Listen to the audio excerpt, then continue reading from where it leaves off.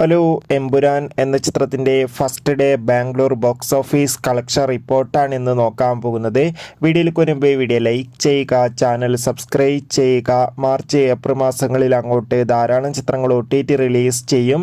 നമ്മുടെ ചാനൽ ഭാഗം പരിശോധിച്ചാൽ നിങ്ങൾക്ക് ആ വീഡിയോയ്ക്ക് കാണാൻ വേണ്ടി സാധിക്കുന്നതായിരിക്കും.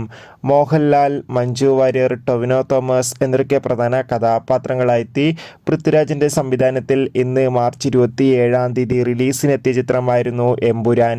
എല്ലാ സിനിമാ പ്രേമികളും ഒരേപോലെ എമ്പുരാൻ എന്ന ചിത്രത്തിൻ്റെ ഓരോ അപ്ഡേഷനും അറിയാൻ വേണ്ടി ഏറെ ആകാംക്ഷയോടെയായിരുന്നു കാത്തിരുന്നത്. ചിത്രത്തിന് അതിഗംഭീരമായ ഹെവി പോസിറ്റീവ് റെസ്പോൺസ് തന്നെ ആദ്യ ദിവസം ലഭിച്ചിട്ടുണ്ടായിരുന്നു. ഇപ്പോൾ ചിത്രത്തിൻ്റെ ഫസ്റ്റ് ഡേ കേരള കളക്ഷൻ റിപ്പോർട്ടും പുറത്തുവന്നിരിക്കുകയാണ്.